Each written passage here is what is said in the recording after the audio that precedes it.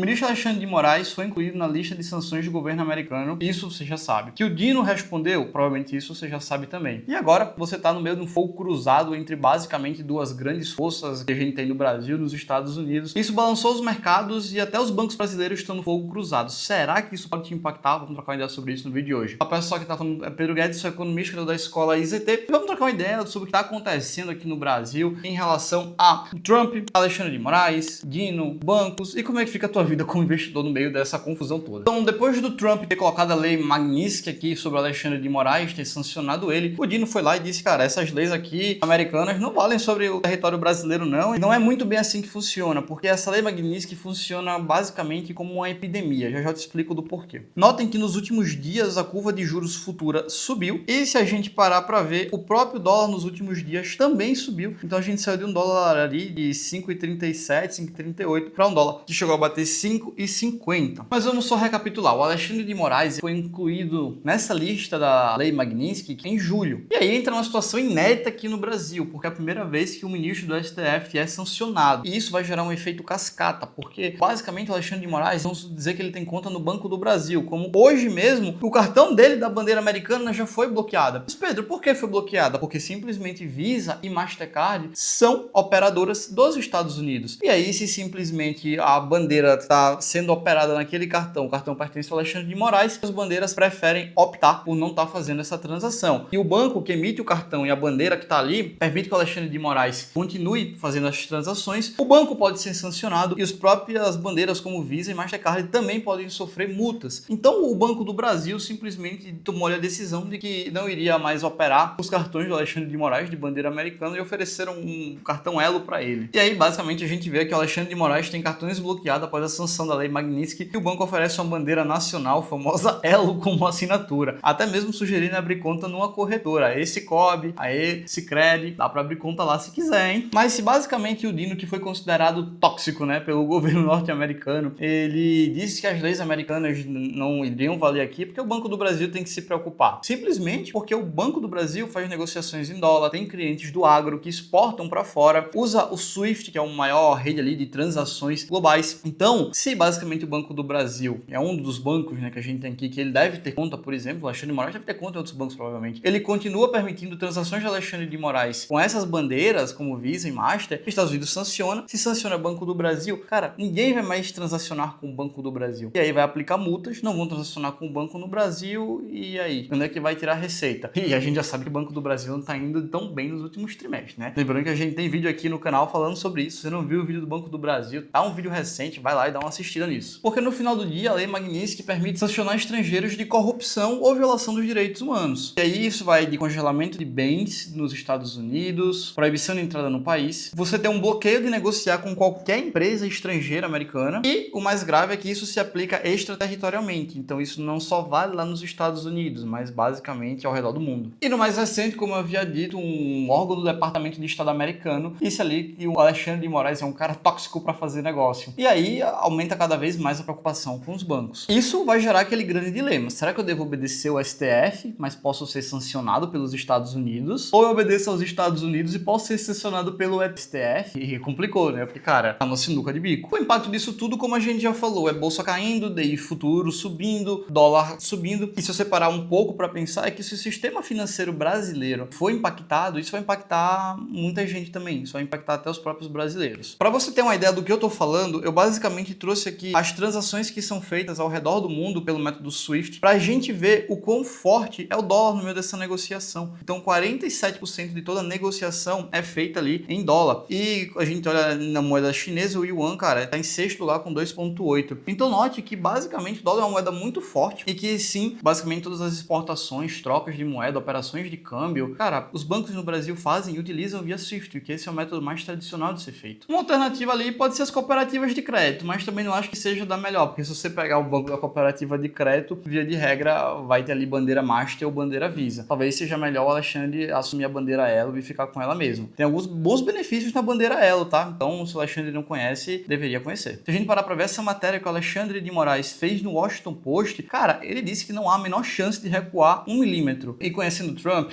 amigão de longas datas, ele também não vai recuar. Aí, basicamente, fica um grande dilema e aparentemente um grande problema, porque a gente está longe de ter uma resolução disso aqui. Então termina que isso aqui já está se estendendo mais do que só ministro, já começa a impactar o sistema financeiro nacional, já começa a impactar nossas relações ali em até certo ponto com o governo norte-americano. E como é que isso vai ficar? Esse é o grande ponto que todo mundo está se perguntando e causa maior incerteza. No primeiro momento, assim, se for sancionado um banco ou outro, você até consegue transferir para outro banco, mandar recursos para fora, porque no final do dia, se acontecer esse efeito epidemia que eu disse, que vai se espalhando rapidamente dentro da economia, de que o Banco do Brasil não cancelou os cartões do Alexandre de Moraes, tá? Então toma sanção. Quem vai ter que pagar a multa é o Banco do Brasil. Então acaba que você tem a sua conta no Banco do Brasil, você não está no meio do fogo cruzado, você pode fazer a sua movimentação. Você consegue mandar seu dinheiro ali para Bitcoin, mandar para sua wallet, fazer autocustódia. Você consegue ali mandar seu dinheiro para o exterior, então ter seu dinheiro lá fora na corretora americana, como a Avenue, Interactive Brokers, conta global do Banco Inter, Nomad, enfim, e se proteger desse ponto. Mas isso vai se alastrando pela economia de uma forma que vai passando do Banco do Brasil para outra empresa, isso pode terminar ali numa coisa sem tamanho. Mas, via de regra, quem mais sofre, quem mais já pagou multa desde o começo dos anos 2000 para cá, sobre a Lei Magnitsky, enfim, por sofrer sanções e não respeitar, foram bancos e instituições financeiras. Então aqui, o ponto mais relevante e mais preocupante é o que é que as instituições financeiras no Brasil vão fazer. Porque, como eu disse, ela pode obedecer aos Estados Unidos, que vai sofrer sanção do STF, ou pode obedecer ao STF e vai ser sancionado pelos Estados Unidos. Tá numa sinuca de bico, eu entendo que eles realmente estão perdidos sobre o que fazer, porque